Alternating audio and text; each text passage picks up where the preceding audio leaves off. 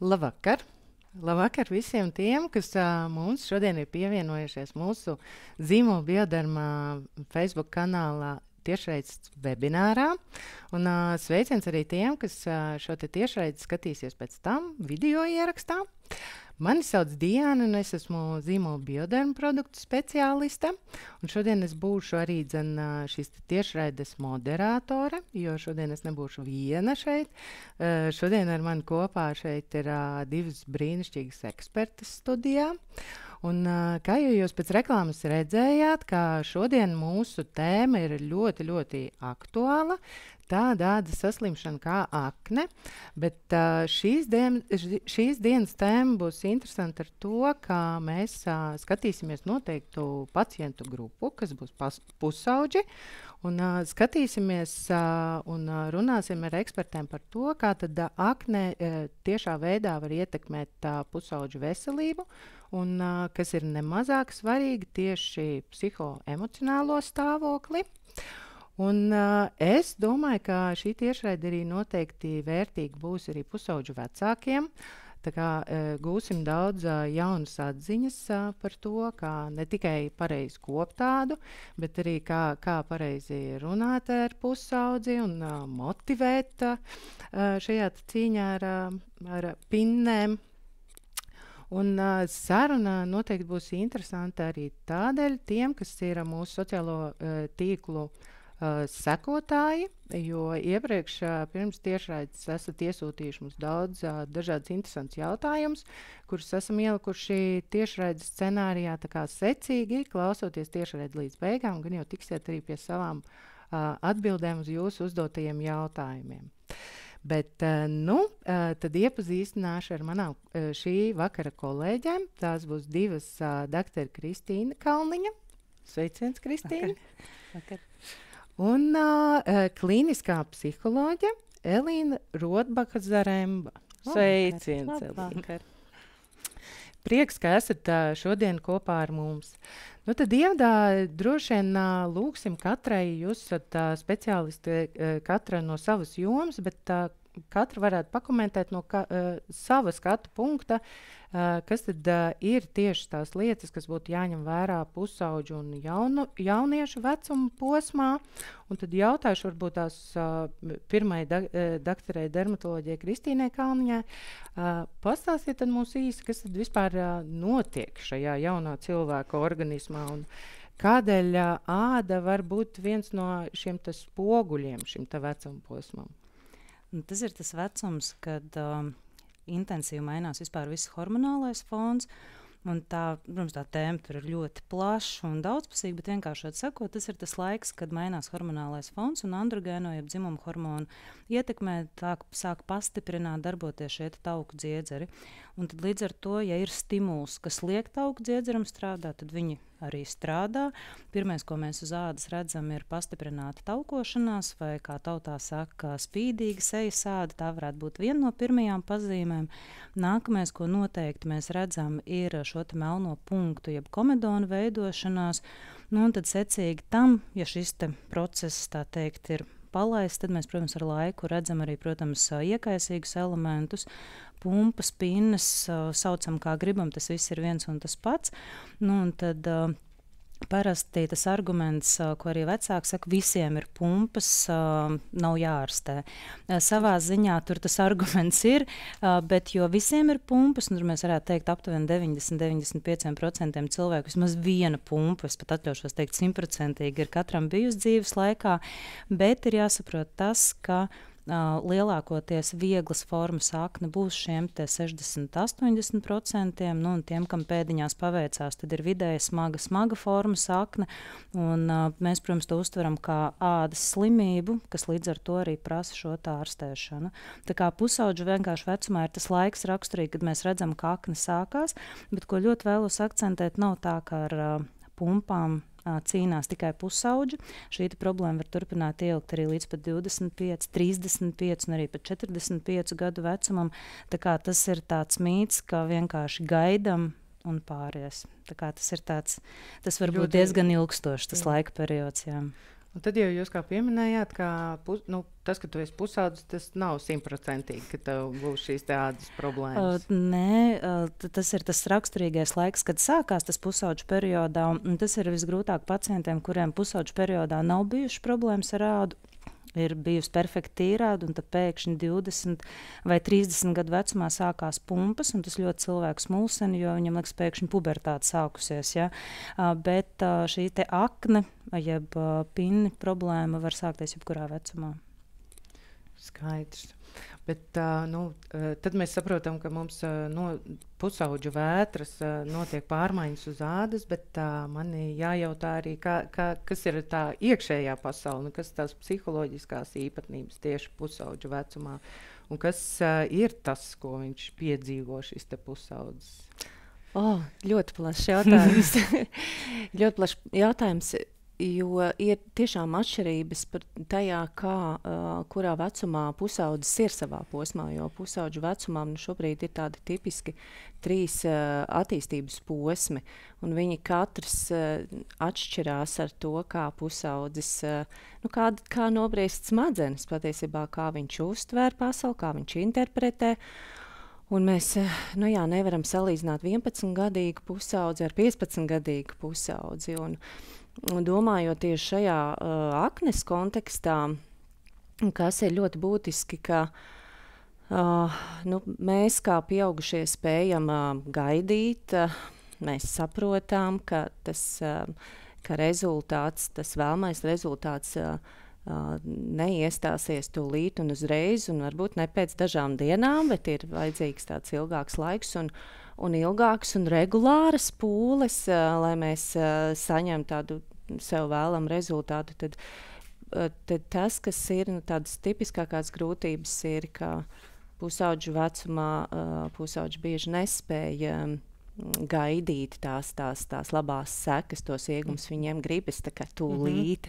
Un saistībā ar ādas problēmām tas ir tas, kad viņš nevar sagaidīt, kad tad būs tas uzlabojums, kad tad būs tas labais rezultāts. Un tur tas ir ļoti tipiski viņa smadzeņu attīstībai. Jā, tas jau vien ir jāsaprot, ka viņš ir nepacietīgais pacients. Jā, absolūti dabisks. Nepacietība ir ļoti dabiska pusauģu vecumposma sastāvdaļa. Jā, skaidrs. Bet pirms tiešraides mēs savā starpā arī runājām, varbūt mēs skatītājiem arī tagad varam noprecizēt, jo kas, no kura vecuma tieši precīzi sākās tas pusaudzis, jo, kā jau mēs runājām, kā senākajos laikos, jā, skaidrs, ka mūsdienās tā arī organisma attīstība viss notiek daudz straujāk un ātrāk. Tad pusaudzis mums skaitās jau no kura vecuma? Pēc papīriem.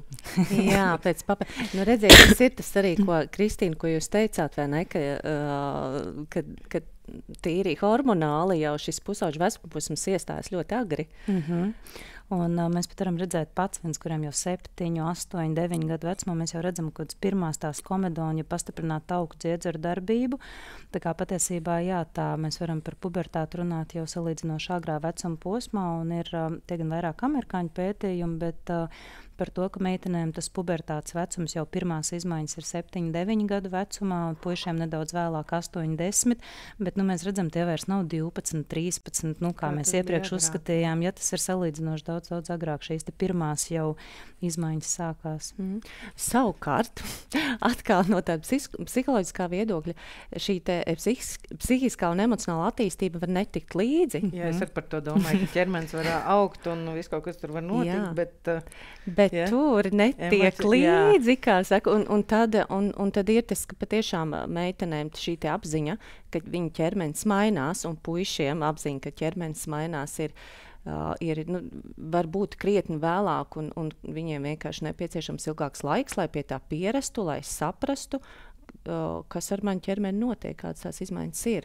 Un tā tipiski mēs teiktu, ka no tāda psiholoģiskā viedokļa tas ir jau ap 9 gadu vecumu, kad ir šis te pirmās tādas izmaiņas uzvedībā un emocijās, kad mēs to redzam, arī ar ko pusaudzim nav viegli sadzīvot, jo jā, šī te kritiskā domāšana, situācijas izvērtēšana, cēloņu seku sakarības. Tas ir tā garos, kas par to atbild attīstās tā kā mazliet vēlāk, un tā emocionālā puse tā gūst virsroku kaut kādās situācijās saspringtākās, un tad šī te sasaiste var kavēties.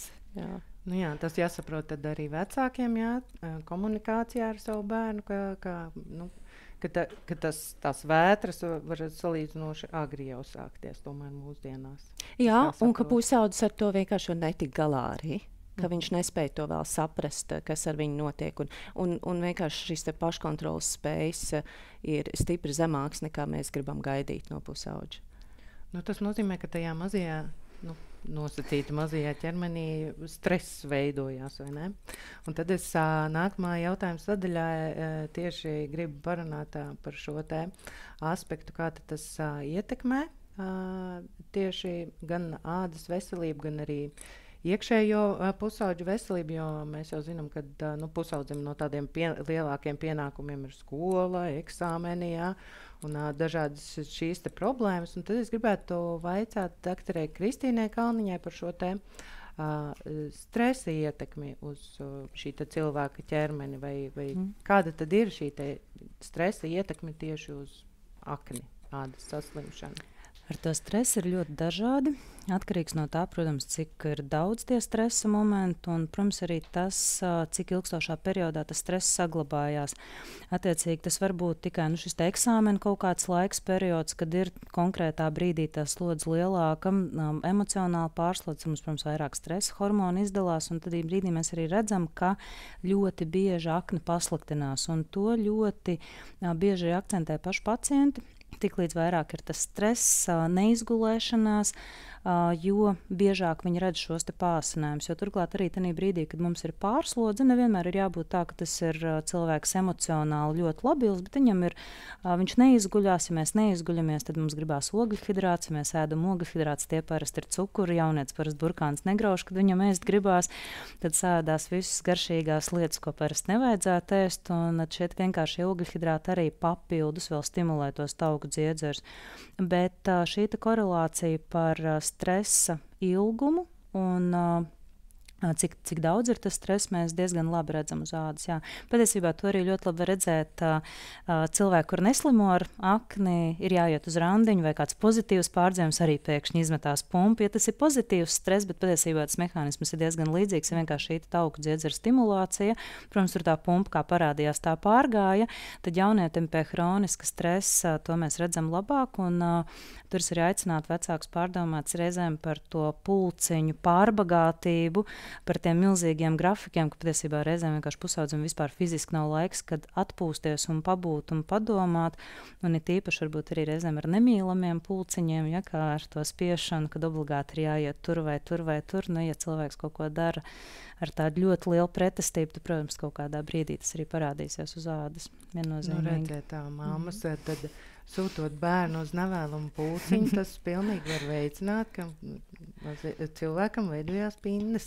Es gan vēlos precizēt, tas pasliktinās tie, kam viņas ir, jo es te gluži neteikšu, ka jebkurš nevēlama darbība, jo tad tur jebko var parakstīt uzreiz, apakšā. Jā. Bet principā tiešām ir tāda ļoti liela pretestība kaut ko darot, tad to var diezgan labi redzēt. Vai, piemēram, liek sakārtot istabu. Tas arī var pasliktināt. Jebkuru nevēlamu darbību, vai ne? Jā. Jo tā jau parasti saka, kad āda atspoguļo mūsu tās emocijas, vai mēs paliekam bāli no bailēm, vai piesarakstam atkal.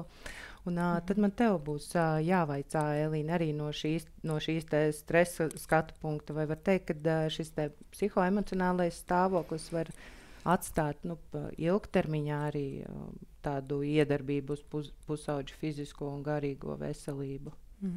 Noteikti, jo pusauģu resursu centrā nāk pusauģi, kuri pat īsti nezina, kāpēc viņi jūtās slikti, jo viņu dzīvē viss ir gana kārtībā. Viņš apmeklē skolu, viņš arī gana labi mācās, viņš ir sociāli aktīvs, un tātad viņam ir pulciņi, kuros viņš ir nodarbināts. Un tad ir tas, tas jautājums, kāpēc es jūtos slikti? Man nav iemesla justies slikti, bet kāpēc es tā jūtos? Un tas ir tas, ko Kristina arī teica, kad beigās, ja mēs skatāmies, tinām to bildu uz atpakaļu, ka izrādās, ka ir vienkārši bijis tāds posms, kad ir bijis, piemēram, gana daudz pārbaudas darbu viens aiz otra,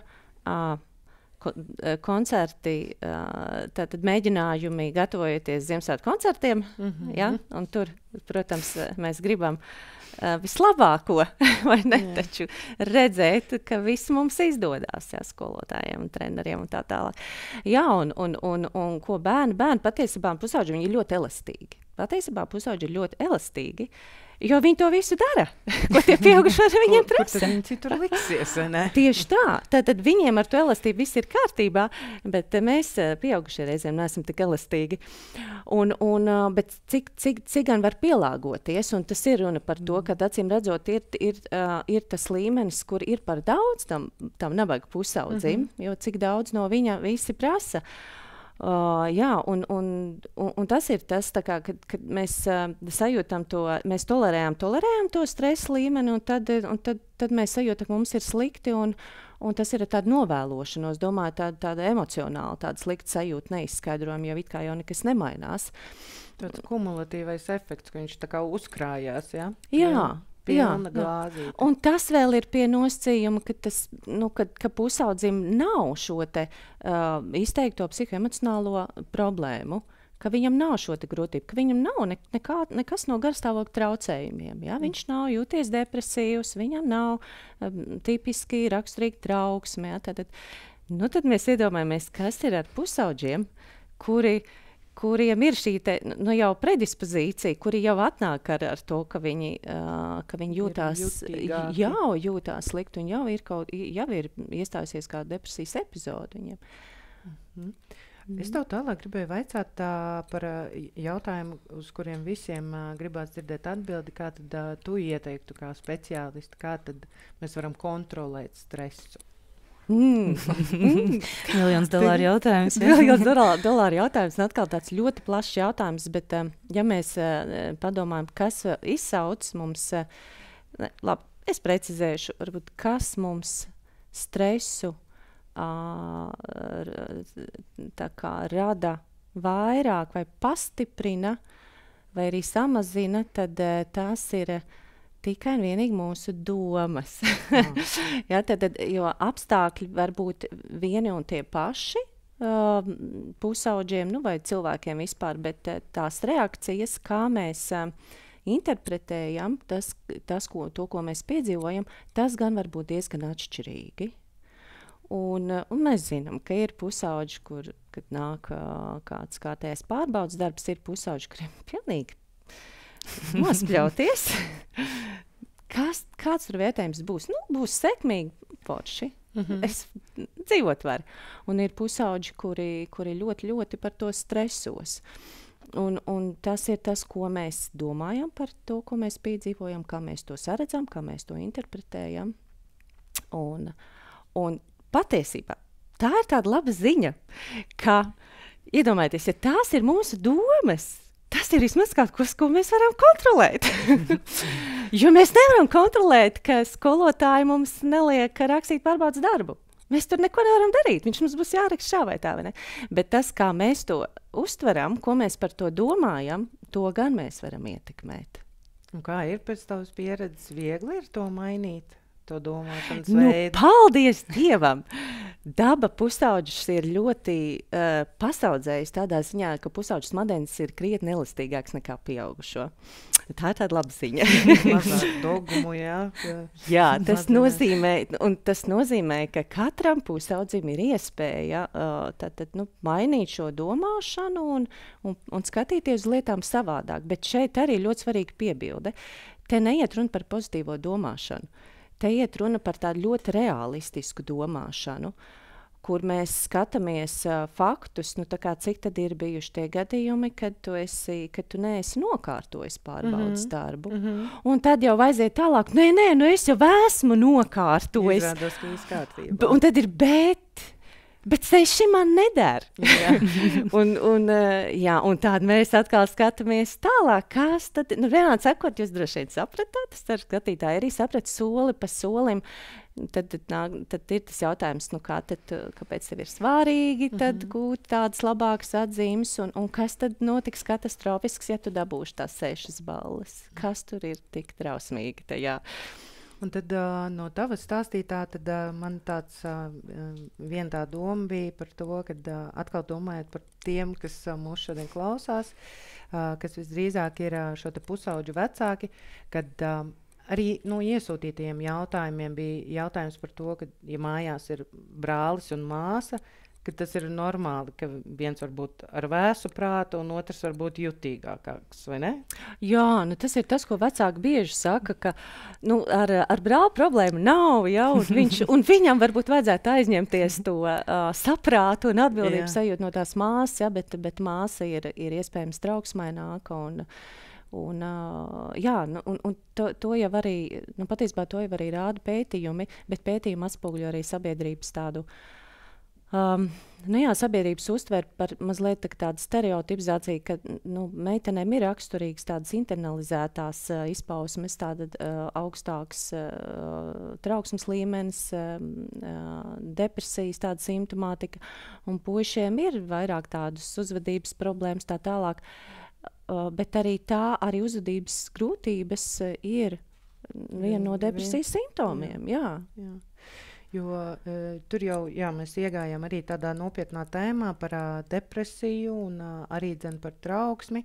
Un tad es tev gribēju pajautāt, cik tad būtiski ir šis ādas izskats un ādas veselība. Kādi tad ir tie novērojumi pusauģus, kurus skārusi šī problēma? Kā atpazīt to trauksmi un depresiju? Tad te ir svarīgi, kādā veidā šīs tādas problēmas ir sākušās un kādas ir bijušas varbūt tādas pirmās reakcijas uz to, jo Kristīna, jūs jau minējāt, vai ne, kad sākumā vecāki reizēm nenovērtē, ka vispār to vajag ārstēt, ka tas nav parasti, tas nav respektīvi kaut kas, ko vajag palaist pašplūsmā. Jā. Tur var palīdzēt, un, protams, ka pusaudzis ar to jūtās lielā diskomfortā. Un tad ir tā otra galējība, kad vecāki pārmēru un tā kā šausminās, un tīpaši, un atkal ir kaut kādi šie dzimuma stereotipi, bet pietiek jau ar to, ka pusaudzis dzird kaut kādu sarunu, kad varbūt viņam pašam tas netiek teikts, bet viņa taču ir meitene, un kā tas ir meitenei akne, tieši tāpat kā puišiem. Puiši arī ļoti pārdzīvo par to.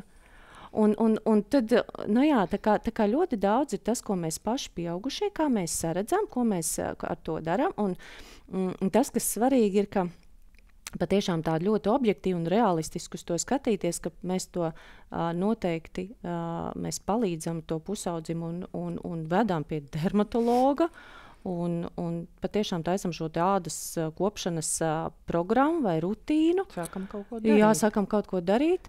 Otrs ir tas, ka mēs arī neveidojam to, ka tu esi tava seja sāda, vai tu esi akne, vai ne? Mēs mēģinām šādu korelāciju neveidot pusaudzim.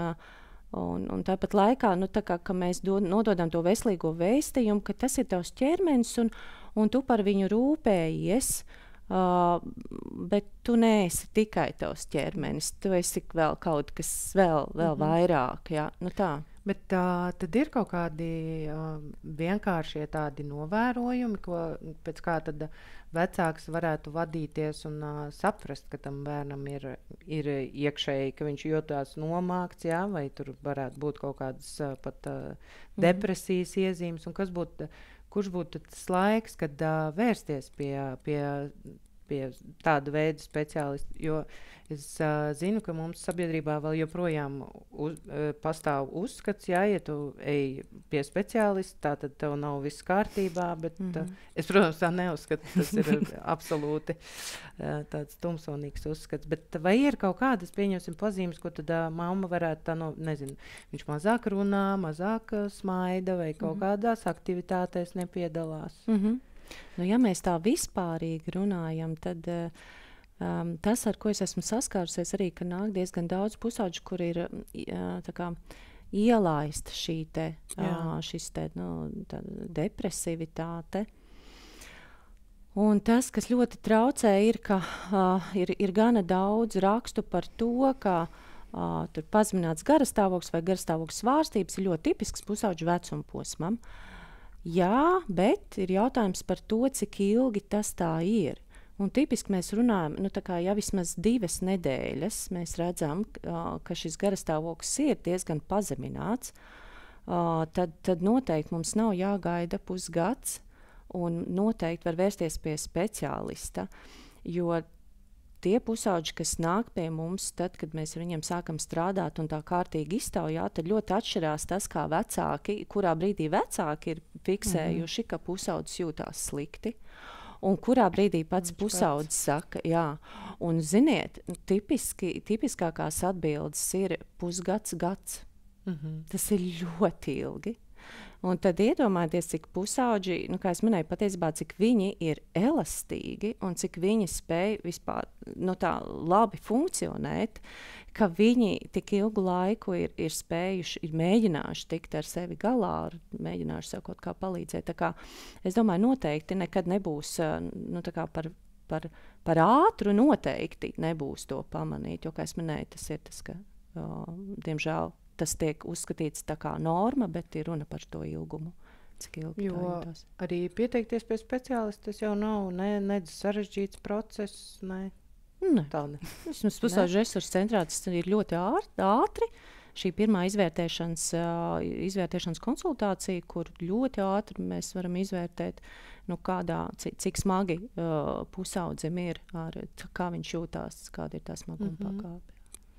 Nākamā lieta, par ko noteikti būtu droši vien svarīgi runāt šajā te kontekstā, skaidrs, ka mēs runājam ādas saslimšanas kontekstā, bet par pašvērtējumu. Ja? Jo tas ir, man liekas, arī tāds atslēgas vārds tieši šim vecuma posmam. Protams, arī mums pieaugušā vecumā dažam labam ir jāuzlabo tas. Ja? Bet es tev arī gribēju vaicāt kā speciālistei, kas ietekmē šo te pašvērtējumu veidošanos, un it īpaši varbūt kaut kādi aspekti, kas to var diezgan labi pazemināt. Pārnestā nozīmē. Jā. Ar pašvērtējumu ir tā, ka pašvērtējumu var, ja skatītāji ir dzinuši mietiņu zemē, tad ar pašvērtējumu ir tā, ka viņi var ļoti viegli iedzīt zemē. Bet tad, kad jūs mēģināt to mietiņu dabūt ārā, tad ir grūti. Jā, tad ir grūti. Un tieši tas pats ir ar pašvērtējumu, ka ļoti grūti to ir pacelt. Ja? Un kāpēc? Jo, ja ir saņemts diezgan daudzas replikas komentāri, kas to pašvērtējumu ir dzinuši zemē, tad nav vienkārši. Bet te ir tāds ļoti interesants sakarība, ka, piemēram, un tagad ļoti uzmanīgi, ja tur ir mammas vai tēti, ļoti uzmanīgi klausieties. Un mammas, pasakiet šito tētiem.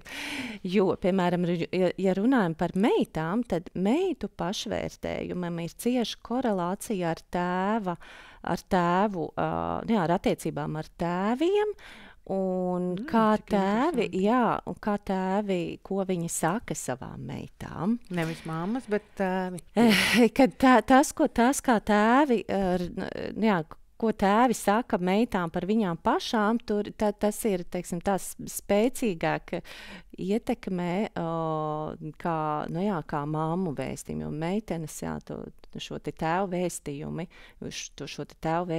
kā, es tā vienkāršāk runāšu, kaut kā vairāk ņem pie sirds, gan pozitīvā, gan negatīvā nozīmē.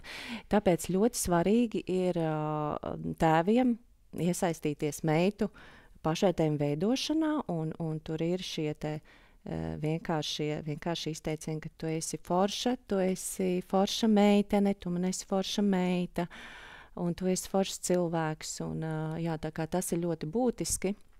Un šī uzmanība arī, ko tēvi velta. Un, un tāpēc, jā, ja mēs skatāmies tādas ādas slimību aknes kontekstā, tad tēviem noteikti ir jādomā lielāka loma. Jā, par komentāriem un jāstiprina tas pašvērtējums atkal, ka tu neesi akne, tu esi meitene ar savām, vai tu esi puisis ar savām foršām īpašībām. Un, jā, tev ir ādas grūtības, un mēs šo risināsim, mēs palīdzēsim, bet tu neesi tikai tas, un tā kā lai nenotiek tā kā identificēšanās ar ādas problēmām. Nu, tad vaicāsim arī dermatoloģijai Kristīnai, jo mums šodien ļoti interesanti, ka mēs no dažādiem aspektiem apskatām problēmu, gan no ārpuses, kas tur notiek vai ne, un kas notiek iekšpusē. Es tev vaicāšu, ko tad darīt, lai nepasliktinātos pašvērtējums aknes sakarā? Kādi ir tavi ieteikumi, varbūt kāda ir tava pieredze dermatologa kabinetā, cik daudz tev ir jāstrādā ar šo psiholoģisko aspektu, vai tu viņus uzmundrini, tos pacientus? Ļoti dažādi, cik cilvēki, tik tās situācijas, bet ir absolūti pierādīta korelācija, jo ilgāk ir akne, jo ir vairāk ietekmes cilvēku pašvērtējumu. Absolūti pierādīts, jo tur ir dažādas anketas, tas netik svarīgi, bet principā jā, jo ir ilgāk, jo vairāk cieši pašvērtējums, jo pusaudzim tomēr viņš skatās spogulī, tas, ko viņš redz, tas tā viņš sevi identificē, nereti, nevienmēr. Otrakārt, tomēr tā lielākoties viena no zonām, kas galvenokārt tiek skartē, skaitā ir seja, tas visiem ir redzams, to nevar noslēpt. Būsim godīgi, kā arī skolās notiek, katrs, kam nav slinkums, kaut ko nokomentē, kā dzirdējām, jo par komentāriem, un tas tomēr nav kaut kas, kur mēs varam uzvilkt apģērbu vai apsekt, ja vai tās pumpas ir uz muguras, tad tas mazāk redzams, bet uz sejas tomēr, meitenes vēl izlīdzās ar kosmētiku, tad puišiem tur atkal tas nav kā variants. Un patiesībā ir, un tas ir jā, nerad uzskata, ka tikai meitenēm problēmas ar pašvērtējumu saistībā ar akni, bet arī puišiem. Es pat teiktu, ka manā praksē diezgan bieži arī puiši ar diezgan smagu iedragātu pašvērtējumu, ka viņi atsakās apmeklēt sportu, jo viņiem ir nērti pārģērbties citu klātbūtnē, jo tur ir gan tās pumpas iekaisīt, gan tur ir rētas. Un, tas tiešām to pašvērtējumu ļoti, ļoti ietekmē. Man ļoti patīkās tas salīdzinājums iedzīt mietiņu zemē, jo tā ir, jo sagraut ir ļoti viegli un ātri, bet pēc tam celt to uz augšu un iedrošināt viņus, ka ir jāārstējās, vajag, ka būs tas rezultāts, bet tas prasīs laiku, un tas reizēm ir tāds, sarežģītāks tas posms, bet tur tā psiholoģiskā ietekme ir īpaši. Man arī ļoti patīk tos komentārus par vecākiem, tā arī ir, un ļoti, ļoti parasti, kad nāk vecāki kopā ar konsultāciju, par ko es ļoti priecājos, kad reizēm ir tā, ka saka, viņš tur grib un tā, un tā kā mums drusciņi varbūt ir tāda, viegli varbūt vīpsnājoša attieksme, ka tur jau nekas tāds nav. Mums katram traucē kaut kas savs. Mēs nevaram pateikt, ka tas ir kaut kas liels vai tas ir kaut kas mazs. Tā ir tā konkrētā cilvēka sajūta. Ik viens ir pelnījis saņemt adekvātu ārstēšanu, un jums pusaudzis jau saka, ka viņam tas traucē, un viņš grib par to kaut ko darīt obligāti, noteikti. Jo tajā brīdī tas pirmais solis jau tas atbalsts, ka jūs arī novērtējat, uzklausat, pieņemat, tas viņam jau ir tas pirmais grūdienis, jo, ja pasaka, kaut kad jau pāries un vienkārši gaidam, tas jau mēs drusku viņu noliek tādā, man liekas, zemākā pozīcijā, kad, ja jau paši tuvākie, tik atbalstoši, nesaņem varbūt to vēlumu atbalstu, tas viņam jau arī uzreiz iedod, kad, ja viņš saka, ka tā viņam ir problēma, tad tā viņam ir problēma. Protams, mēs visu varam globalizēt un teikt, ka pumpa nav, tā teikt, mirstamā vaina, bet katram cilvēkam ir tā bijuši problēma. Jūs iegriežat šobrīd pirkstā, jums tas pirksts sāp. Punkts. Jā, pasaulē notiek, diemžēl, daudz smagākas problēmas, bet jums sāp pirksts tajā brīdī. Tā ir tā jūsu problēma, un arī pusaudzim tajā brīdī tā ir tā viņa problēma. Mēs nevaram abstrahēties, ka kaut kur citur notiek vēl globāli smagākas problēmas. Tā ir viņa tā brīža pati lielākā sāpe. Tā ir. Elīnai ir ko piebilst?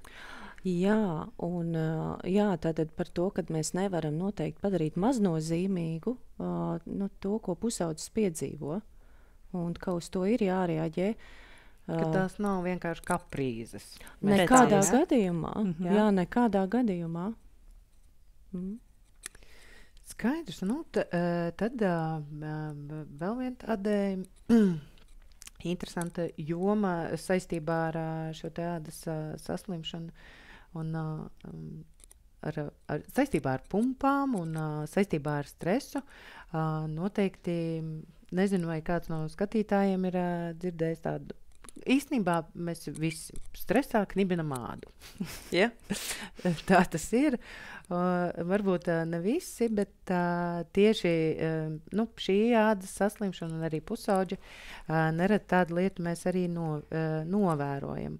Un, es gribētu paprasīt doktorei Kristīnai Kalniņai, kā ir tev, vai tu novēro savā praksē tādus ādas knibināšanas sekas, un cik bieži nākas sastapties ar šādiem pacientiem, un kāpēc tas ir slikti?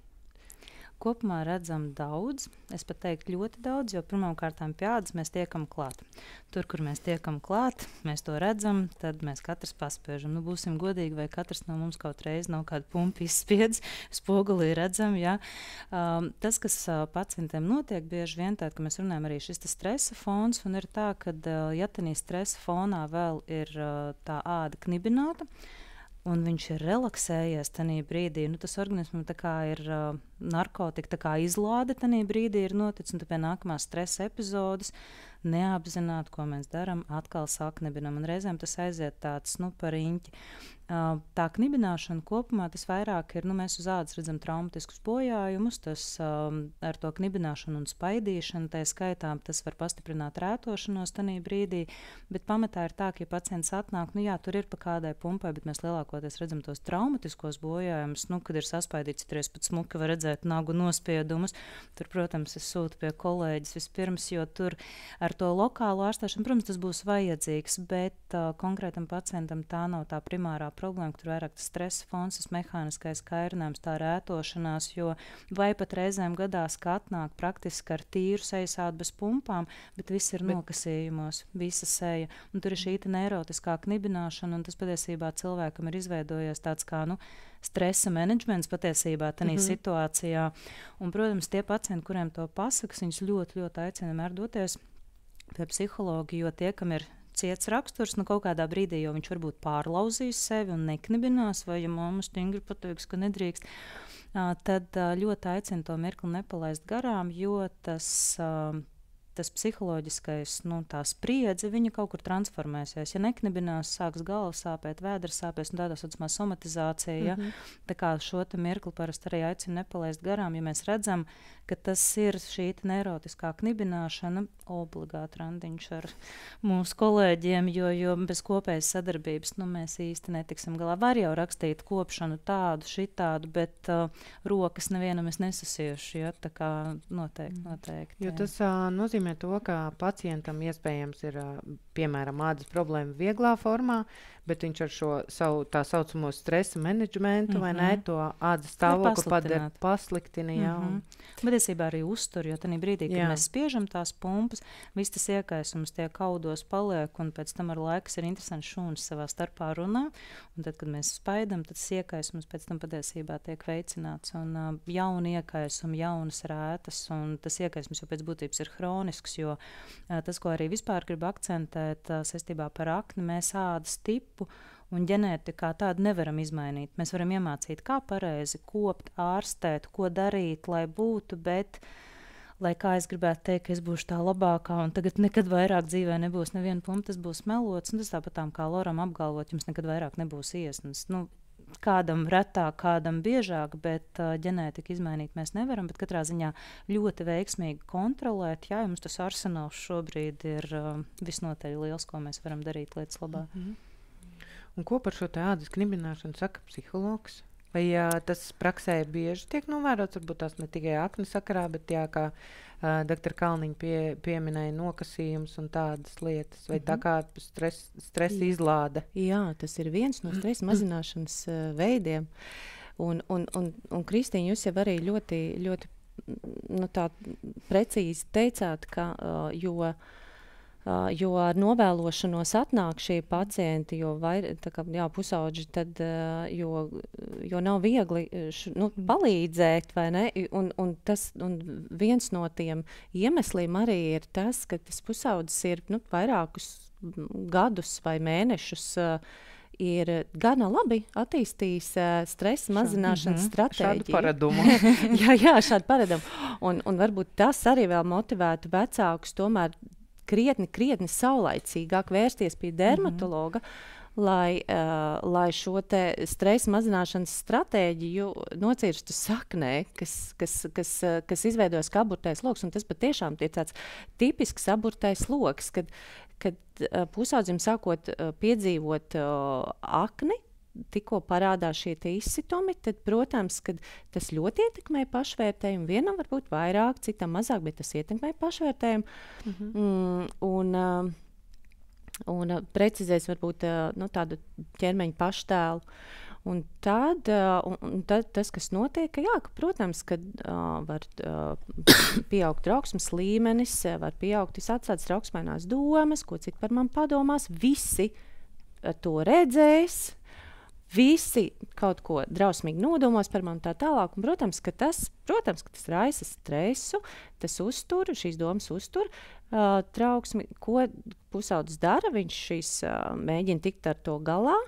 Tad tas, kas noteikti paliek vēl sliktāk, un tās metodas ir neefektīvas, un tāpēc vien ir svarīgi vērsties saulēcīgi pie dermatologa, lai saprastu, kā labāk darīt, ka kosmētikas, ka kosmētika es pieļauju, nezinu, neesmu vispār kompetenti šajā jomā.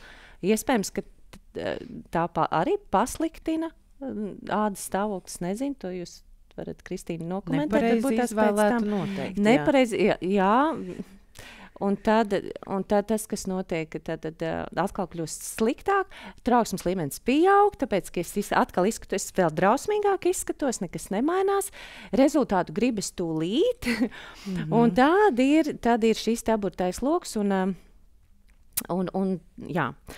tad ļoti svarīgi ir, ka psihologs darbojās, strādā roku rokā ar dermatologu, uzzinot šo ādas kopšanas rutīnu, noskaidrojot, tātad, kas ir tie soļi, kā dermatologs vispār ieteicis ādiņu kopt.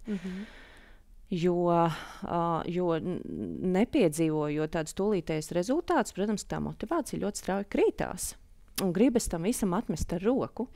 Un tad šis patiešām ir tas psihologa darbs, šo motivāciju noturēt, jo tad, kā mēs runājam par to, ka pusaudžiem cēloņu seku sakarību ir tā kā grūtāk gaidīt, ka tās pozitīvās sekas iestāsies, un tad ir svarīgi to motivāciju uzturēt un palīdzēt to ādu knibināt pēc iespējas mazāk. Es nesaku neknibināt nemaz, jo tas nav vienkārši. It īpaši, ja tas ieradums ir gan spēcīgi nostabilizējies. Tāpēc es gribēju jautāt par tiem nevēlajiem ieradumiem. Varbūt, ka ir kādi ieteikumi, kā var atradināties, vai tas nav iespējams? Jā, tad tas viens no soļiem ir sensibilizācija, ja precīzāk, kad faktiski jau pirms pusaudzim ir vēlme ādu knibināt, ir kaut kādas 2 līdz 3 pazīmes. Un tas, kas ir svarīgi, ka mēs ar pusaudzi runājam un dodam savu veidu tādu mājas darbiņu, un iesaistot arī vecāku, jo, ja pusaudzim ir 9-10 gadi, viņam būs ļoti grūti to darīt. Tā kā sevis novērošana, tā ir diezgan tāda prasme, kas ir jāattīsta. Un tad noteikti vecākiem būtu jāpieslēdzās pamanīt, kas ir tās 2 līdz 3 pazīmes, pirms viņš to ādu sāk knibināt. Šis ir ļoti grūti, bet to noteikti var izdarīt. Un tad tas nākamais solis ir, ka tad novērst to knibināšanu ar dažādām tādām uzvedības stratēģijām, ja iemācīties citu uzvedību, jau ko darīt pirms man uznāk vēlme kasīties. Un tās ir daudz un dažādas. Un tas var būt roku palikšana zem dupša, zem stilbiem, tas var būt roku savilkšana dūrēs. Tikpat labi tā var būt kaut kāda kustība, bet, piemēram, skolā, ja mēs esam stundās, mēs nevaram vienkārši tā pakustēties par tāpu, ir atkarīgs no pedagoga, bet diez vai ne? Un, jā, tā kā tās ir tādas mazas uzvedības stratēģijas, ko mēs varam izmantot.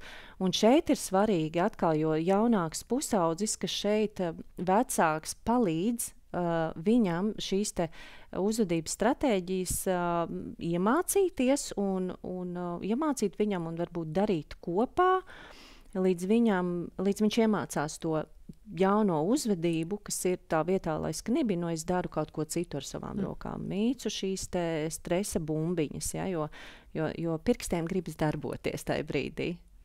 Un kāda ir pieredze, ir viegli sev pārmācīt no kādiem tādiem niķiem nevēlumiem?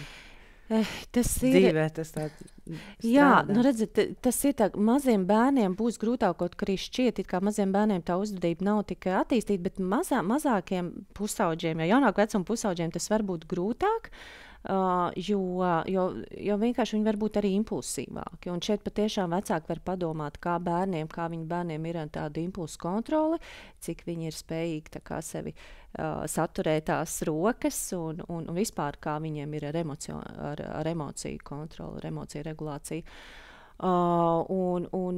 Jā, tādiem vecākiem pusauģiem, viņiem tāda pašnovērošana tomēr ir labāk attīstīta, un viņiem arī tā motivācija jau ir arī tāda lielāka, jo viņi ir to tik ilgstoši saskārušies, tad viņiem arī tā motivācija tāda ir lielāka. Bet tas, kas var būt, kad patiešām viņi var vienkārši nogurt no tā, ka tā āda ir jākopja, un tad, kad ir tādi lielāki stresori, tad notiek tas, ka viņi tā kā atkrīt atpakaļ. Tā kā ar to arī noteikti ir jārēķinās, ka es nenoturējos, es vienkārši nolupināju tur visu, un citreiz viņi to var darīt neapzināti. Un tādēļ ļoti svarīgi, ka jā, tas tā notiek, tas tā var notikt, bet mēs atkal turpinām, mēs atkal atjaunojam to ādas kopšanas rutīnu un mēs atkal darām tās lietiņas, lai ādu uzturētu. Un tas, uz ko mēs atsaucamies, bet tev izdevās, tev sanāca, un tu zini, ka tu šo vari, jā, varbūt tas, ka tu vari nenoturēties, bet tev tas ir izdevies, tev tas ir sanācis. Doktore Kalniņa arī piekrīt, vai ne? Jo šie ir viena no tiem pacientiem, jo aknas ārstēšana skaidrs, ka prasa laiku, ir pietrūkst pacietības un motivācijas, un droši vien ir. Reizēm ir tā, ka mēs aizsūtam pie psihologa, un sievas pacienti man atsūta īziņu, paldies, man viss labi, es vairāk nenākšu. Tas ir lielākais gandarījums, jo patiesībā mums jau mērķis ar pacientu ir tikties pēc iespējas retākas par dermatoloģiskiem pacientiem, lai viņš tiek galā. Otrs arī tad, kad viņi nāk ar tādām pāsinājumu epizodēm, kad tomēr gadās, tad es arī liedrošinātu, mēs jau visi zinām, kā vajag dzīvot, kā gulēt, skriet, meditēt, skriet pa zaļu pļavu, neēst fast food, bet mēs visi esam cilvēki, tāpatām kā mēs izēdam kādreiz čipšu paku, tāpat viņiem gadās saspaidīt un savi kāpumi un kritumi. Tā ir dzīve, tas viss tas pieder pie lietas, un otrkārt arī hroniski pacienti, viņiem ļoti raksturīgi tas, ka viņi tomēr ilgtermiņā nogurst no tā, ka tas ir visu laiku jādara, jo tas patiesībā ir darbs, tā kopšana, tas tāpatām kā tīrīt zobiņus katru dienu, tas ir sev jāietrenē, kā tādu izteiktu uzvedības paradumu, kopt, tīrīt pareizi un sistemātiski. Bet tu kā dermatologs tiešām novēro to, ja pieņemsim pacientu ar smagāku šo te aknas formu, kam liekas, ka sarežģītāks un ilgāks un tāds tas ceļš uz veselu ādu, tad tie ir tie pacienti, kas pievēršas pasīvāk, kuri noraujās no striķa, ja tā varētu teikt, vai tas nav noteikts tā? Ļoti dažādi. Ir reizēm tā, ka pacients, viņš ir smags aknas pacients, respektīvi, kā jebkurai slimībai, mums ir viegla forma, vidēji smaga forma. Reizēm lielākie knibinātāji ir tieši pie vieglas aknas formas, jo tas jau vairāk netik daudz viņiem ir tas fakts, ko spaidīt, vairāk tieši tā izlāde, kad kaut ko atrast un spaidīt. Es redzēju arī pacientu, kur ar perfektu tīru seju, bet viņi ir visu izknibinājusi, jo mēs jau katrs varam atrast kādu komedonu, kādu paplašinātu poru, un jo mēs vairāk tur piedošanu bakstīsim, urķēsim, kādā brīdī tā vieta tiešām iekaisīs, turpināsim bakstīt vēl vairāk, tā kā tas nevienmēr ir pacienti, kuri patiešām ļoti veiksmīgi iztiek bez tās knibināšanas, bet tomēr tā, proporcionāli, es teiktu, ka diezgan raksturīgi vispār, aknas pacientiem tas ir, ja mēs tā vispārinam. Un kas man liekas interesanti, ka profesionāļi, kas tajā jomā strādā, un tad viņam prasa par to knibināšanu, jo visi jau zina, ka knibināt ādu ir slikti un tā tālāk. Es neknibinu, bet tas ir interesanti, ka tie, kas tajā jomā strādā, ka viņi var atšķirt tās pinnas un tās vietas ir uzreiz elementāri, kur ir bijis kaut kas klāt. Kāds pirksts ir bijis klāt. Un tagad vēl gribētu pievērsties tādam jautājumam par vecākiem. Un jautāšu arī Elīnai, skaidrs, ka viņi ir iesaistīti. Jā. Pusauģu gadījumā vecāki mums ir neatņemama sastāvdaļa, lai mēs tiktu uz mērķi. Jā. Gan finansiāli viņi mūs atbalsta, gan arī emocionāli. Kā vecākiem izprast un atbalstīt labāk savus pusauģus? Vai tev ir kādi ieteikumi mūsu klausītājiem un skatītājiem? Un jūs to domājat vairāk tā kā aknes kontekstā? Šajā kontekstā, jā. Pirmais ir tas, ka pieņemt to, neminimizēt, validizēt, sarežģīts vārds, to, ka pusaudzis jūtās slikti ar to, ka viņam ir akne. Un vai tās ir divas pumpas, vai tas patiešām ir tāds krietni vairāk, bet tā kā doktora Kristīna arī teica, ka patiešām neminimizē to un būt atbalstošiem un saprotošiem.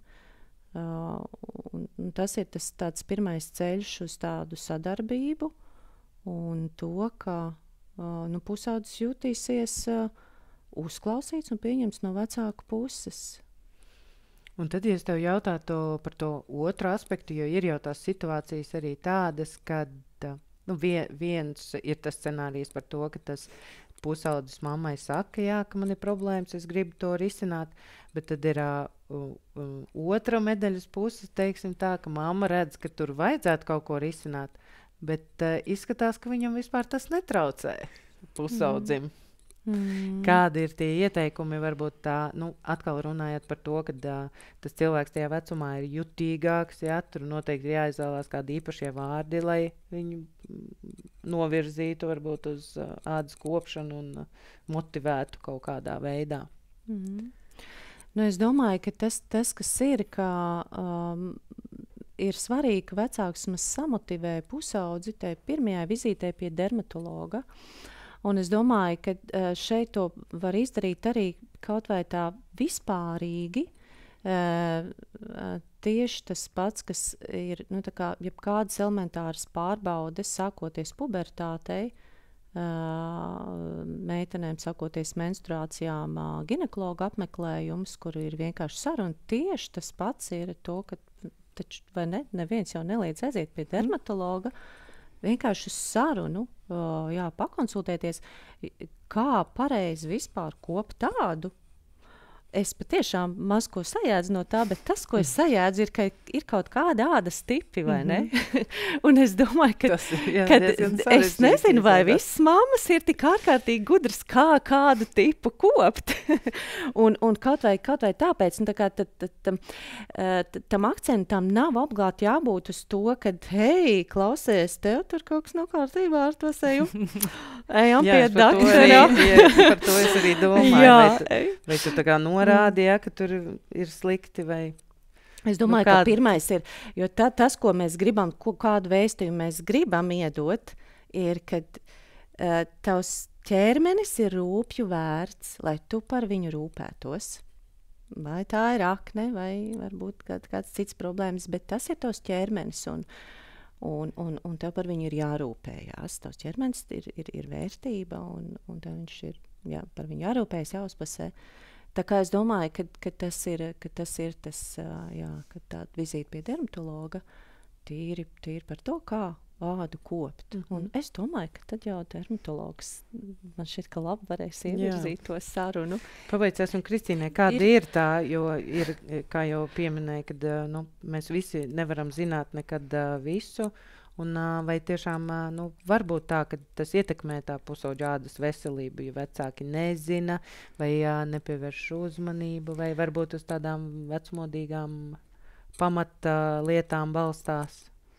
Kāda ir tava pieredze? Vēl nedaudz atpakaļ ejot, citreiz gadās, ka mammas atved to savu pusaudzi puiku un saka, un viņš taču neko nelieto, es viņam tur esmu sapirkus, un viņš neko tik daudz naudu iztērēja. Un tā ir viņam nevajag. Viņam netraucē, kas arī ir normāli. Jo mums katram traucē kaut kas savs, mēs varam aicināt, bet spiest un norādīt, kas tev tagad ir jādara, un tagad tev ir jāmazgā, un tagad tev ir jākrēmo. Viņš par spīti to nedarīs. Iedomājieties, jums kāds atnāk, tad saka, tev ir jādara vot šitā, vai tev ir jādara tā. Mums automātiski iestājās pretreakcija tajā brīdī, kad mūs spiež. Arī es pacientiem iespēju robežās arī tā arī saku, jūs aicinu, es jums ieteiktu. Jo man jau ir ļoti viegli sarakstīt, kas ir jādara. Tam cilvēkam ir grūtākais to arī darīt un turpināt to darīt. Un es viņam tā arī saku, man ir pats vieglākais darbs. Es jums varu ieteikt un aicināt darīt to, un tas jums sniegs to, un aptuveni tādā laikā mēs redzēsim tādu un tādu rezultātu, vai ja mēs neredzēsim, tad mēs mainīsim. Nu, ka mēs tomēr nedaudz arī cenšamies strukturizēt to laika periodu, kas tad ir gaidīt? Diena, nedēļa, mēnesis. Un tad atkarībā no tās slimības smaguma pakāpes mēs orientējuši varam prognozēt, ka mēs sākumā mēģinam iet vienu ceļu. Ja tas mums nestrādā, tad mēs iesim otru.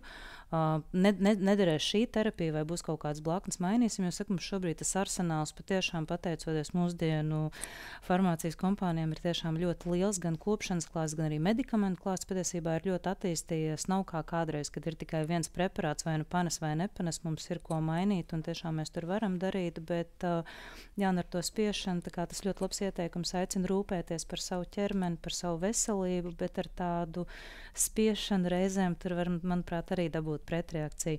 Par puišiem gan ir interesanti, vismaz manā praksē, tad, kad viņiem parādās draudzene, tad arī motivācija attīrīt, kopt, smērēt un ārstēties ievērojami pieaug, vai vismaz uzrodās kāda simpātija, tad tur tas progress ir redzams daudz vairāk, vismaz manā praksē, bet tas jau ir likumsakarīgi. Mēs jau vienmēr gribam labi izskatīties, lai mēs, tā teikt, būtu patīkami ne tikai sev, bet arī apkārtējiem.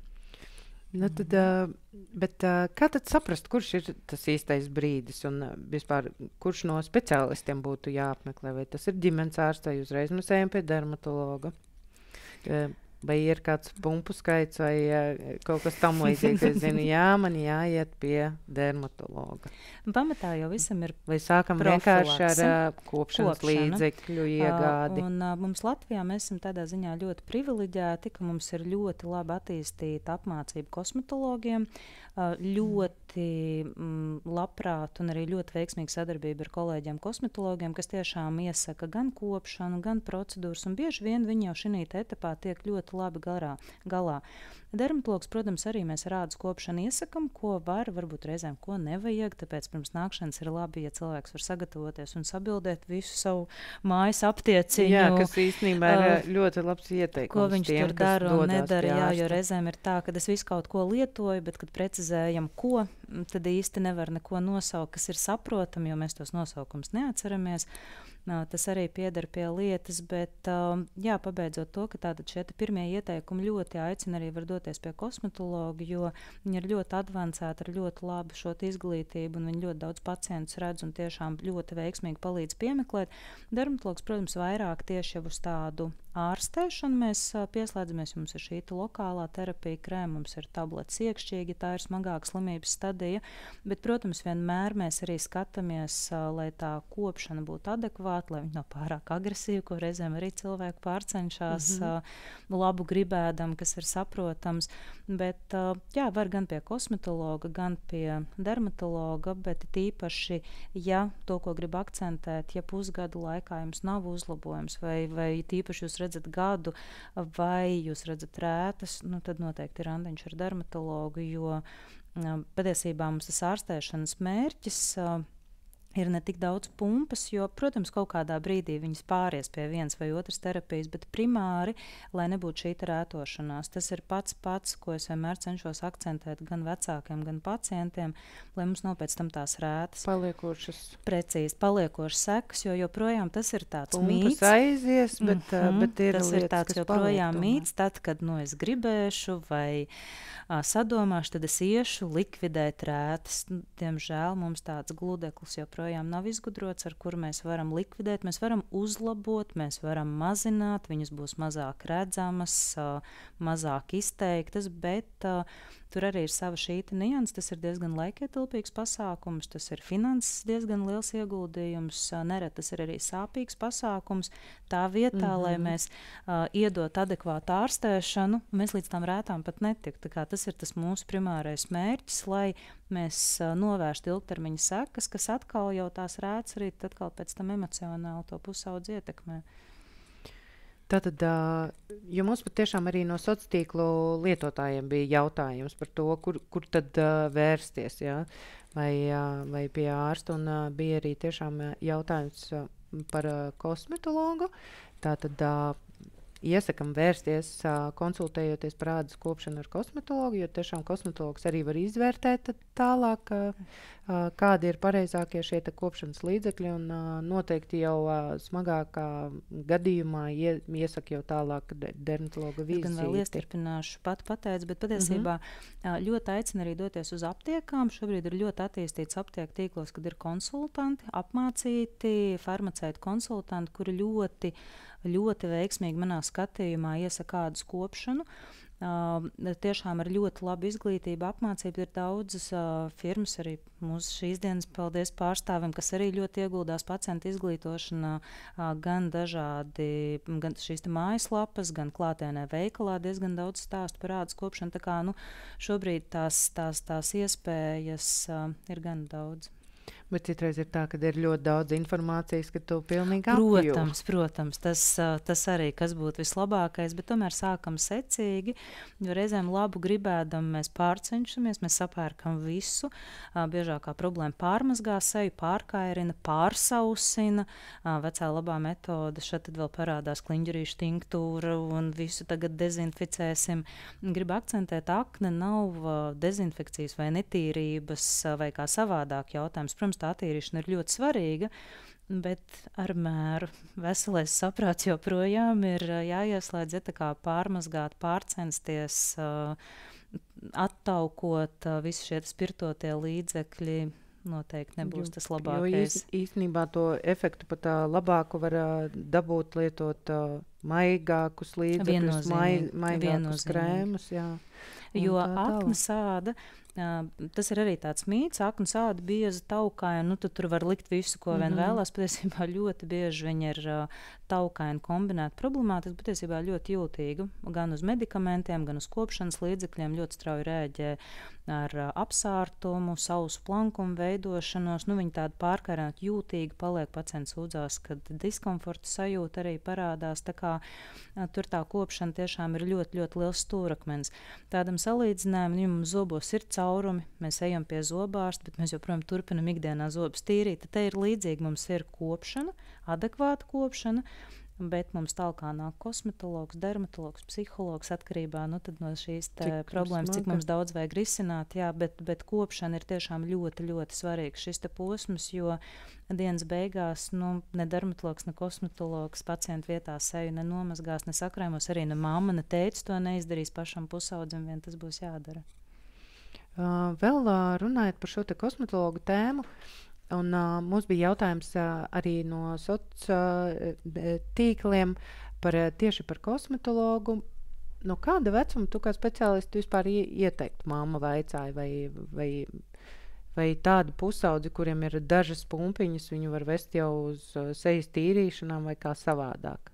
Vai ir kāds noteikts vecums, kad mēs drīkstam iet pie kosmetologa? Jo ir varbūt tās arī tāds mīts, ja, kad tikai tad, kad ir grumbas, ja, tad tikai mēs tur atkal tā dot tikai tad, kad viss slikti un netiek galā. Pamatā jau tā ir problēma, ir risinājums. Tādu vienu vecumu ir diezgan grūti pateikt. Pirmām kārtām, ja pats pusaudzes to akcentē, piemin, tad tas jau ir uzmanības vērts fakts.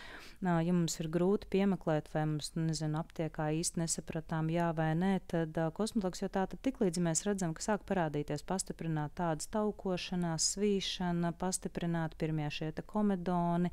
Mēs sākam redzēt, ka tās ādas izmaiņas parādās, tad arī mēs dodamies pie kosmetologa, jo varbūt tā, kad ir jauns cilvēks, kam jau 9, 10 gadi vajadzēs, un tikpat labi tas var būt 16, 18 gadi, jo tādu vienu robežu būs diezgan grūti novilkt atbilstoši situācijai. Jā, un tas, ko es vēl gribu skatītājiem pastāstīt, tas varbūt no mammas puses liekas tā, ka, ja mēs esam pierakstījušies pie kosmetologa, tur noteikti kaut ko darīs un tā tālāk, bet ļoti, pie visiem kosmetologiem var pierakstīties vienkārši uz konsultāciju, par ādas kopšanu. Tas nav teikts, ka viņš kaut ko dara. Jā, bet tas būs droši vien daudz ātrāks ceļš. Jā, tas ļoti labs punkts, ko tu akcentē, jo nav tā, ka kosmetologs uzreiz tagad metīsies virsū bez saskaņošanas vai kā savādāk. Nē, tas ļoti bieži tā ir konsultācija, jā, kad izstāst vispār, ko nozīmē mazgāt, kā mazgāt, kas ir tās zonas, kur jāpievērš, cik ilgi mēs attīram, ko nozīmē uzklāt krēmu, kas ir daudz, kas ir maz. Bieži vien kabinetā tiek arī parādīts fiziski, kā tas ir jādara, kas, manuprāt, ir izcili, jo, lai cik varbūt interesanti vai vienkārši liekas, arī pētījumos tiek norādīts, ka visadalīts tāds grupa, aknes pacienti, vienai grupai tik rādīts, kā fiziski izspiež uz krēmu uz pirkstu un kā viņš tiek uzklāts. Un tad otrai grupai vienkārši iedeva krēmu, kas ir interesanti tai grupai, kas liekas absolūti banāli, ka ir parādīts, kā ir jālieto šie krēmi, gan šī lietošana, gan arī atbildes reakcija bija ievērojami labāk. Jo reizēm mums liekas, mazgā pašsaprotamas lietas, bet cilvēks viņš reizēm noliek priekšā tos produktus, viņš tiešām apjūk, kā to lietot, jo, kas ir pareizi, daudz, maz. Tad patiesībā šī konsultācija pie kosmetologa, tiešām konsultācija, kad izrunā it kā tādas vienkāršas nianses, bet tas jau patiesībā arī ir visa pamats. Ja? Jums gadās, ka reizēm pacienti gan attīrošos līdzekļus, gan krēmus un vispār izrakstīto terapiju lieto pilnīgi nepareizi. Un tā ir patiesībā mūsu kā speciālistu problēma un akmens mūsu lauciņā, tātad mēs neesam pietiekami varbūt viņam vienkārši un skaidri izstāstījuši, kā tas ir jālieto, jo tieši tas, kas mums liekas pašsaprotami, varbūt nemaz nav tik pašsaprotami. Es atļaušos piekrist, ko Kristīna saka, jo tas ir tas, kad ar pusaudžiem sāk runāt par to ādas kopšanas rutīnu, un kad tā kā pārskatot to motivāciju, kas ir, kāpēc tu pārtraucīši to darīt, un tad mēs aizjamlīsim, vai tu zini, kā to darīt. Kā tu to dari? Parādi man, kā tu to dari. Un tad ir tas, ka parasti mēs tad ar vecākiem pēc tam runājam un jautājam, vai jūs zinat, kā to darīt, vai jā. Nē, mums tā kā nerādīja, bet ko mēs zinām, to mēs zinām. Un tad mēs aicinām noteikti atkal vērsties pie dermatologiem, jo tad jau ir sadarbība ar dermatologiem. Un tad izrādās, ka patiešām viņi nav vienkārši pareizi to darījuši. Jā, tas ir ļoti svarīgi. Varbūt reizēm liekas, kā nērti pajautāt, bet tas ir pašsaprotams arī pacientiem. Tāpēc jūs šeit esat, lai jautātu visu, kas jums interesē, kas vienam ir saprotams, otram varbūt nav tik pašsaprotams, bet tāpēc jūs šeit esat. Tāds jau ir tas konsultācijas mērķis jautāt. Man tiešām patīk, ka saka, nav muļķīgi jautājumi. Cilvēkam ir neskaidrības, bet tāpēc viņš šeit ir. Man tas varbūt ir skaidrs, viņam ne, bet tāpēc jau arī mums ir tā tikšanās. Jā. Tā, kā jau pieminēja, kad nav ne mazākās jausmas, kāds ādas tips, un kas tur vispār jāliek virsū. Un tas arī nav jāzina, tāpēc, ka nezinu, kā tas ir darīt. Ja mēs visu zinātu, būtu tik garlaicīgi dzīvot. Tāpēc liels galvas. Tieši tā, būtu tik garlaicīgi, tāpēc mēs atrodam speciālistus, kas mums var palīdzēt vienā, otrā, trešā, un tāpēc mums ir frizieri, mēs negriežam paši savu macu, mēs nelabojam paši savu radiators, mums ir santehniķis, tas ir absolūti pašsaprotams, un arī visos pārējos jautājumos mums nav viss jāzina. Tas ir normāli nezināt, bet ir labi gribēt zināt. Jā. Bet paturpinot to par to ādas kopšanas rutīnu, kas tad būtu tas minimums, ko tu kā dermatologs ieteiktu ādas kopšanā? Un tas pats pamats, tīpaši aknas pacientiem, tiešām ir kvalitatīva ādas attīrīšana. Kas tas ir attīrīt, nomazgāt. Tad mums tie veidi šobrīd arī ir gēli, putas, micelārie ūdeņi, eļļas ziepes. Tas klāsts ir dažādi. Tur mēs, protams, ņemam vērā arī pacientu vēlmes.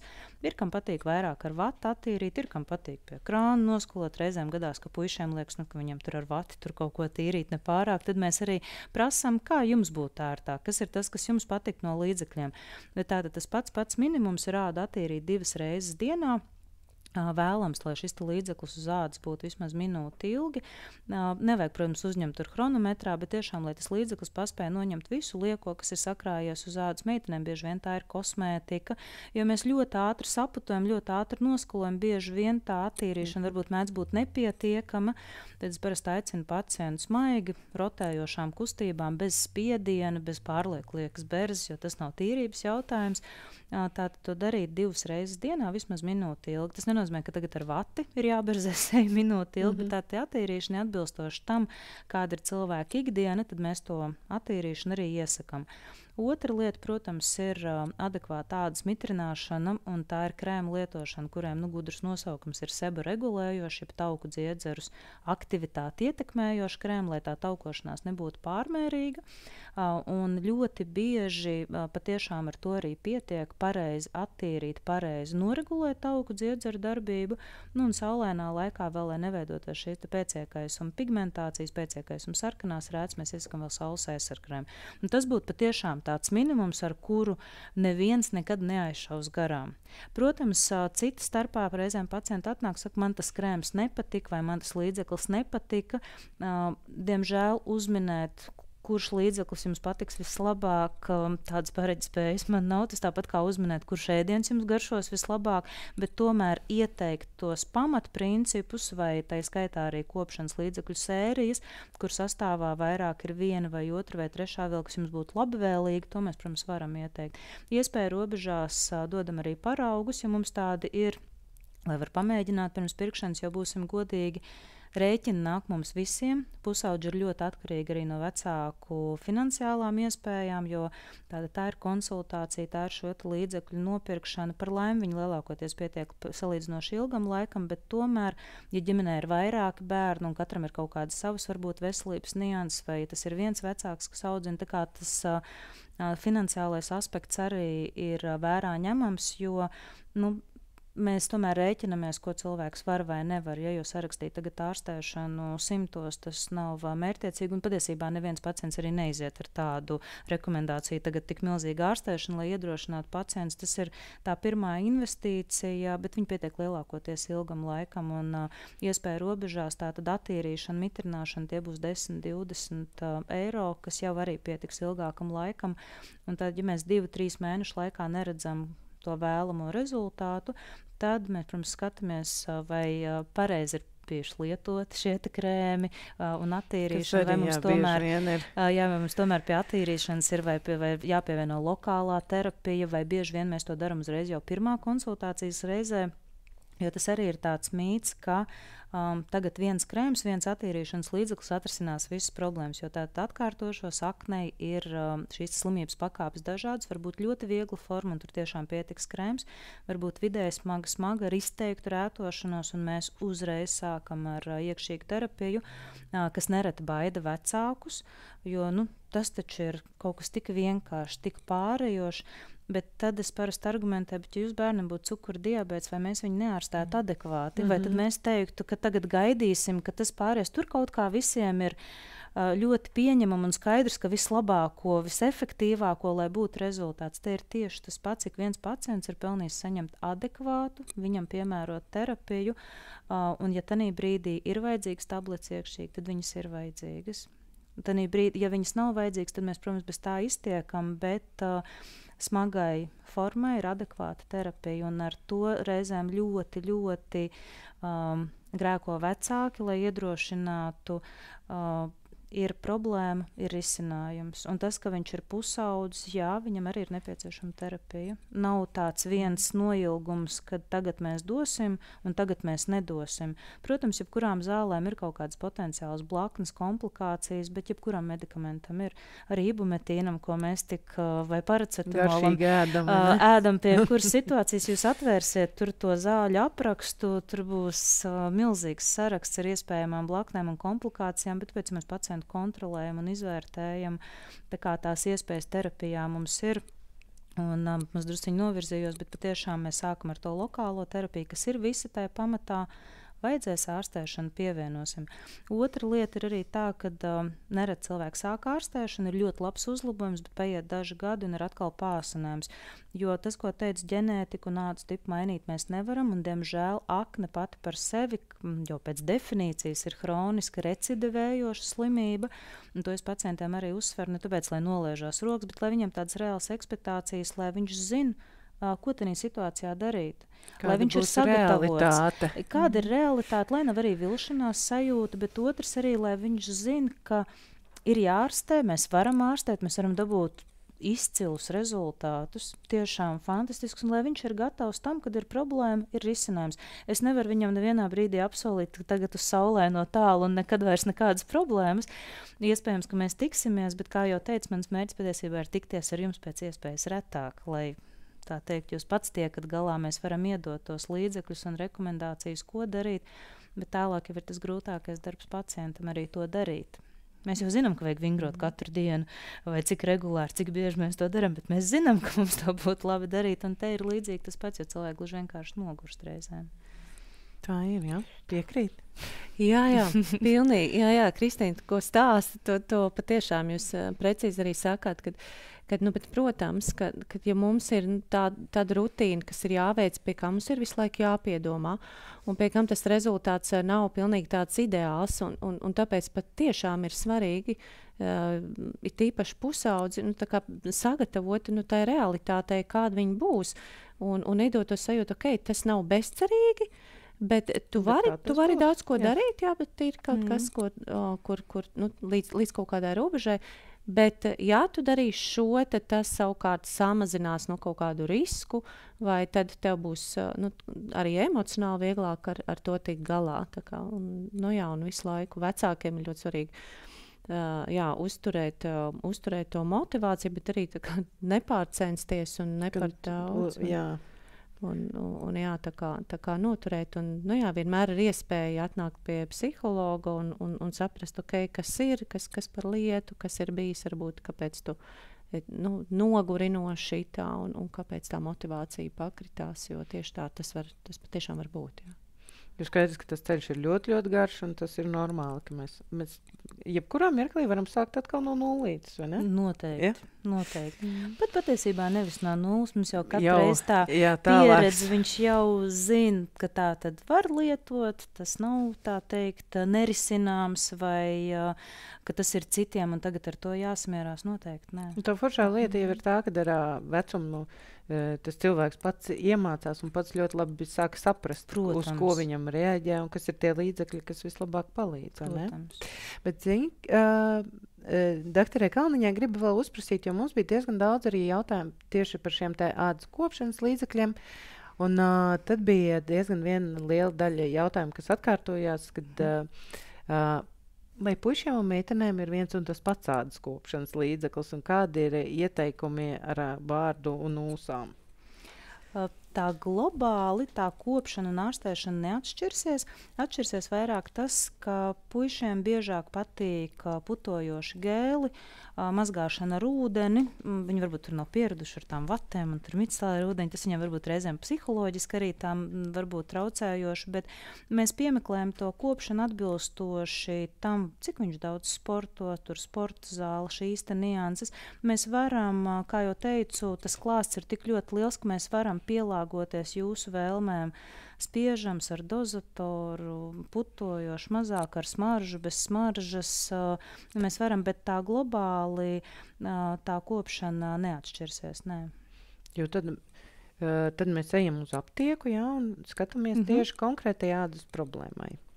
Tas ir nedaudz arī pabeidzot mārketings, protams, ir nišas produkti, tīpaši pieaugušā vecumā, jā, vīriešiem tur būs nianses atšķirībā no sievietēm, bet pusauģu vecumā un saistībā par akni, tad arī bieži vien paskatoties sastāvu, tur mēs jau varam tā teikt promotēt sievietei vai pusauģu meitenē vai pusaudzim vīrietim, bet tas būs mārketings vairāk šajā gadījumā.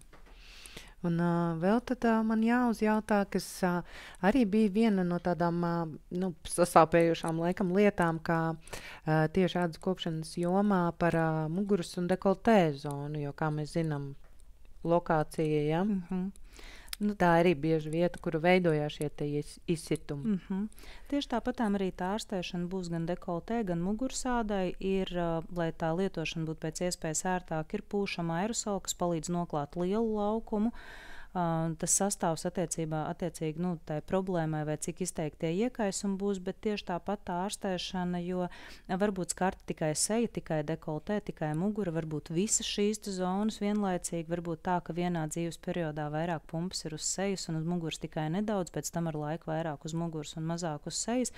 Tā kā tie līdzekļi, ko mēs kombinējam, gan mazgāšanas, gan krēmi, gan pūšama aerosoli, tā kā pēc situācijas, pēc lokalizācijas, bet noteikti var un vajag ārstēt, jo īpaši uz dekoltē ir tomēr tendence uz rētošanos. Ļoti, ļoti vienmēr iesaku ārstēt dekoltē un noteikti neknibināt dekoltē, jo tur, ja pēdiņās tā veiksmīgā loza izkrīt, tad tur var fantastiski sarētoties tas viss. Tā kā noteikti ārstēju un vienmēr esmu par ārstēšanu, lai nav rētas, lai pie dermatologa pēc iespējas retāk, lai ir adekvāta terapija un tieši tāpat ārstējam gan seju, gan dekoltē, gan muguru, muguras plecu daļu. Un arī kopjošie līdzekļi, ja? Protams, tieši jā. Tie paši. Tur tieši nav tāpat tā speciāli mācam kaut kas par jāpērk. apīrīšanu, protams, tenī brīdī, ja mēs runāsim, ka tā būs mugura un micelārais ūdens, un diez vai ērti tur būs tik klāt un vispār to Gēls izdarīt, tad mēs, var protams, mazgāt, ņemsim jā. gēlus, putojošus, mazgāšanai dušā, ejot, mazgāt ar šiem. Saku, mums tas arsenāls šobrīd ir spēj tik turēt līdzi piedāvājumam, jo klāsts ir ļoti liels un bieži vien arī pacienti izstāst man daudz jaunas sērijas, ko viņi ir atraduši internetā, ko viņi ir pasūtījuši vai atveduši no kādiem braucieniem. Ļoti daudz mācos no saviem pacientiem. Tiešām tādā ieteikuma ziņā un kopšanā bieži vien atrod fantastiskus līdzekļus, kurus es pēc tam rekomendēju tālāk saviem pacientiem. Ir atkal, ka visi savā starpā mācās, ne? Ko psihologs mums var pateikt par šiem te ādas kopšanas principiem? Vai tiešām ir tā, ka meitenēm un puikām tas ir atšķirīgāk? Ir vienas, ko vieglāk ir pierunāt pie disciplīnas un lietot šos te pareizos ādas kopšanas līdzekļus? Vai tas tāds? Ziniet, tur tiešām ir dažādi, un arī tas, ko teica dr. Kalniņa par to, ka patiešām puišiem parādās otras pusītes, un tad pēkšņi nekāpēc vecāki saka, kaut kas ir noticis, kaut kāds klikšķis. Laikam viņš pieauga, laikam gan. Jo, protams, mēs jau nevaram, tā kā tas, ko pusaudzis stāsta, tas ir konfidenciāli konsultācijās, bet patiesībā kāda starpība, kas ir vecākiem, es domāju, kāda starpība, kas tev pusaudzi motivē. Protams, tas ir svarīgi, bet tas, ko vecāki noteikti var darīt, ir tad, kad viņi redz, pamana, kad pusaudzis sāk aktīvāk pievērsties, ka tā motivācija pieaug un viņš sāk aktīvāk piedomāt pie tās kopšanas un kļūst kaut kas regulārāk, tad ļoti svarīgi ir nevis tā klusiņām nodomāt pie sevis, beidzot viņš to dara, beidzot, tā kā es aizslīdu prom no šitā fona, bet tieši pretēji tā kā pastiprināt to vēlamo uzvedību, ko mēs no viņa gaidām. Un tad tas ir tas, es redzu, ka tu esi patiešām sācis tā rūpēties vairāk, ka man tāds prieks, ka tu to dari. Un, jo vienkārši tad sanāk tāds nelīdzsvaroti, ka mēs ļoti akcentējamies uz to, ka pusaudzis kaut ko nedara, un bakstam viņu, tā taču doktori teica, vai ne, ka 2 reizes dienā ir attīrīšana, un dari, un tad taču zini, ka tev tas un tas jādara. Bet, un tā, ka viņš to sāk darīt, tad mēs tā klusi, bet tieši pretēji mums vajag tā akcentēt to pasties, cik forši, ka tu to dari. Jā, man prieks, ka Tas tu esi tik motivē patstāvīgs. arī, Jā, jā. jā un ka pusaudzis dabū vienkārši to atgriezenisko saiti no pieaugušā, ka, es daru, rekā par mani priecājās, vecāki par mani priecājās, ka rekā es tā kā tad kļūstu patstāvīgāks. Tas tiek pamanīts, ka es, un ka es to spēju darīt, ka es to māku, nevis tu taču kā tu to dari? Tu atceries, dateri taču rādīja tā. Jā, tāpēc ir ļoti, un citreiz ir svarīgi pat, ka viņš vispār to dara, ka viņš vispār to sācis darīt. Ir vecāki, kur nāk un saka, ak, Dievs, es redzu, kā viņš klāj to krēmu, un es saprotu, ka tas nav tas, kā kosmetologs to ir rādījis, vai kā dermatologs to ir rādījis.